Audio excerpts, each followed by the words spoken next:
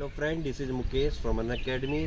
आप लोगों ने आजकल पंजसील घाटी और इस पे जो है तालिबान का क्या इशू चल रहा है उसके बारे में मैं आपको छोटा सा जो है एक अपडेट दे देता हूँ।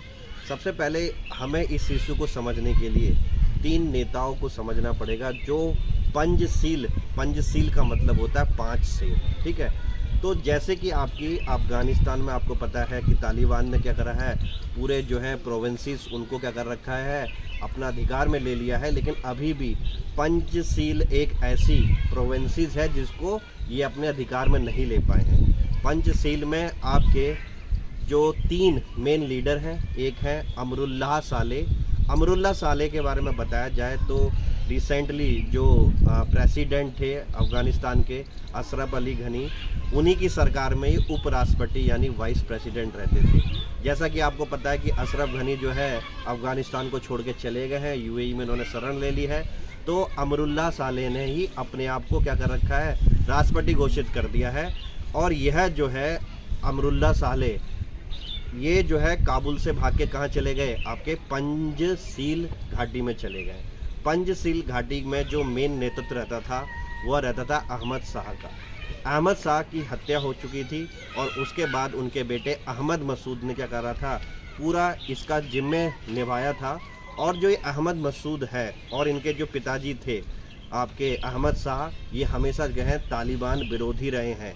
यानी कि छोटे शब्दों में आप ये समझो कि पूरे अफ़गानिस्तान में पंजशील ही एक ऐसा एरिया है जो तालिबान के विरोध आज से नहीं 1970s 1960s से आवाज़ उठा रहा है। ठीक है ना।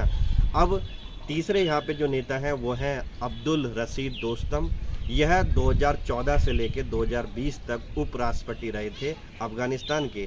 तो ये 3 मेन लीडर हैं और 3 लीडर में से भी मेन कौन है, अहमद मसूद, जो मेन आप कह सकते हो पंचशील जो आपका एरिया है उसके मेन कौन है, करता धरता है। अब एक्चुअली में क्या है, तालिबान आपको पता है 33 प्रोविंसेस पे अधिकार कर रखा है। एकमात्र प्रोविंसी जो है वो है पंचशील, और पंचशील पे अभी तक अधिकार कर नहीं पाए।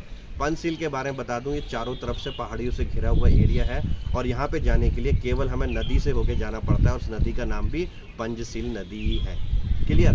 तो अब अफ़गानिस्तान के अंदर है तालिबान चाह रहा है कि मैं पंचशील को भी अपने क्या करूं, क्या कहते हैं, एरिया के अंदर ले लूं, यानी कि उस पर भी अपना अधिकार कर लूं, जिससे कि कोई आवाज़ ही पूरे अफ़गानिस्तान में ना हो जो तालिबान के खिलाफ हो।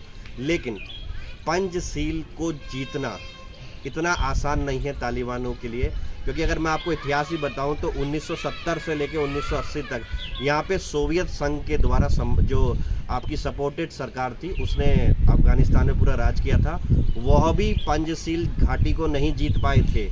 आज की तारीख में आपका अफ़गानिस्तान का कहना यह है, आपका तालिबान का कहना यह है कि भैया हमने पंचशील घाटी को चारों तरफ से घेर लिया है। पंचशील घाटी के जो मेन कमांडो हैं जिनका नाम है अहमद मसूद ने कहा है कि देखो, बातचीत से अगर कुछ समझौता हो जाता तो ठीक है, नहीं तो अगर तालिबान आगे बढ़ेगा तो उसको मुँह की खानी पड़ेगी।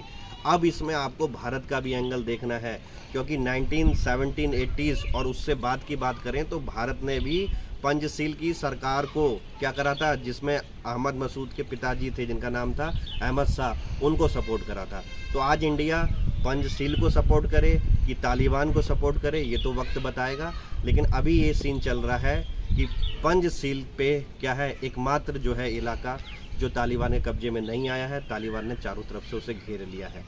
जबकि अगर हम ये देखें कि ये जो पंचशील जो इलाका है, ठीक है, इसमें बहुत ही क्या है, क्या कहते हैं, जैसे कि मान लो अफ़गानिस्तान सरकार की जो सेना थी वो कुछ सैनिक भी भाग के उन्होंने पंचशील में शरण ले लिया।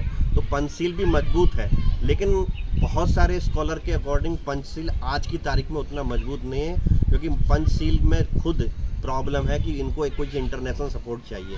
अब या तो कोई इन्हें इंटरनेशनल सपोर्ट करे, और या तो फिर अगर इन्हें सपोर्ट नहीं करते हैं तो फिर वो तो फ्यूचर बताएगा कि समय बताएगा कि क्या होने वाला है।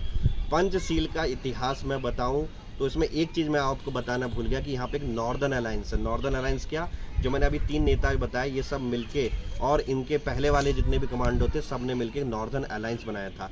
पहले ज़माने की जो नॉर्दर्न अलायंस थी बहुत मजबूत थी, आज उतनी मजबूत नहीं है, लेकिन कहते हैं ना कि वो क्या है, सोता हुआ शेर दोबारा भी जाग सकता है।